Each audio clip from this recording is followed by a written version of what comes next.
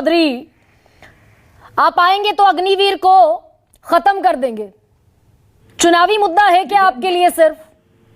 जी गरिमा जी, मैं कुछ फैक्ट्स जो हैं, हमारे सीनियर ऑफिसर्स बैठे हुए तीनों के तीनों, जनरल बिशंबर जो बहुत सही बात बता रहे हैं, फैक्ट्स के साथ बात कर रहे हैं, लेकिन मैं जनरल कुलकर्णी और जनरल स्वराज की बात से कुछ हद तक सहमत नहीं हूँ।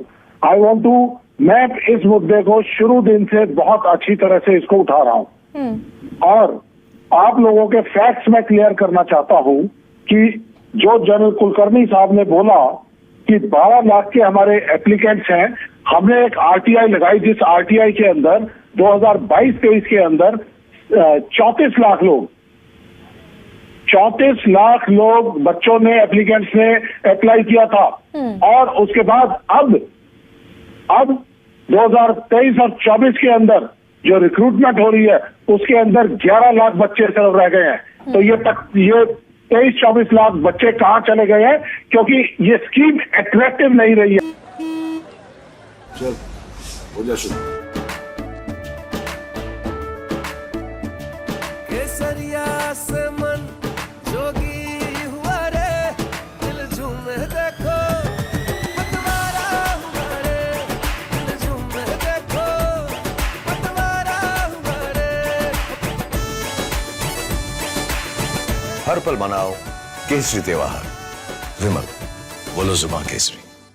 ये स्कीम सिर्फ मात्र 4 साल की रह गई है, तो इसलिए जो मैं भी चौथी पीढ़ी का फौजी हूँ और इस तरह के बहुत सारे पीढ़ी दर पीढ़ी फौजी आते थे, तो वो लोग आना बंद कर गए हैं। देयर आर विलेजेस जहां पर 132 हमारे शहीद हैं, 2500 के करीब फौजी हैं उस गांव के अंदर, छोटे से गांव में 500 पूर्व सैनिक है, 500 रेगुलर सैनिक है, अग्निवीर एक भी नहीं है। तो ये हमारी इस पॉलिसी के ऊपर ये समस्या है।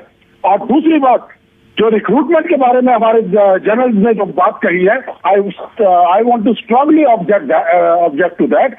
हमारे देश की सेनाएं टोटल मिलाकर 1.5 मिलियन है, 1.5 मिलियन, और 15 लाख में से हर साल हमारा तीनों सेनाओं के अंदर 75,000 के करीब वेस्टेज है और 80 हजार के आसपास हमारी रिक्रूटमेंट्स होती हैं।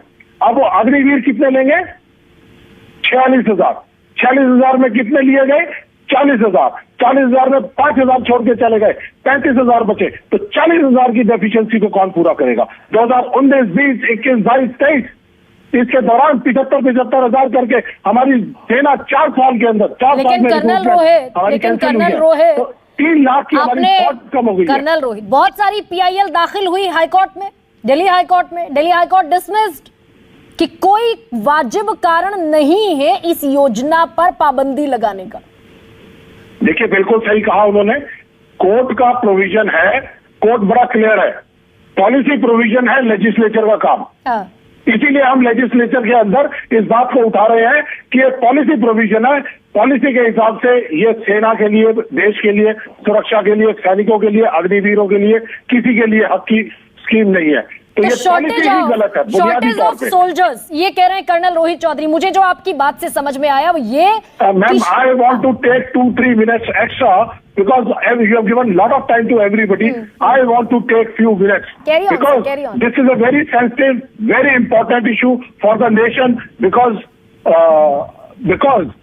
ये ऐसी समस्या है जो कि हमारे यहाँ पे सोशल इकोनॉमिकल इशू बन चुका है, हमारे यहाँ पे रोजगार का इशू बन चुका है, हमारी जो पीढ़ी दर पीढ़ी जो फौज आया करती थी उसके लिए एक इशू, इंटेक का इशू बन चुका है।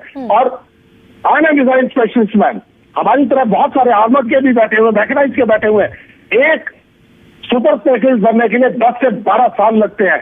4 साल का सैनिक कोई भी काम नहीं कर पाएगा। उसके लिए आपको क्यों इसके अंदर रिव्यू करना पड़ा? सेना ने कहा कि Agniveer is not a fully train soldier, हम उसको इंडिपेंडेंटली डिप्लॉय नहीं कर सकते हैं, हार्श कंडीशन के अंदर डिप्लॉय नहीं कर सकते हैं, एंड ऑल वेदर कंडीशन के अंदर डिप्लॉय नहीं कर सकते हैं। तो इसका मतलब उन्होंने एम्प्लॉयबिलिटी रिस्ट्रिक्शन उनके ऊपर डाल दी है। इसके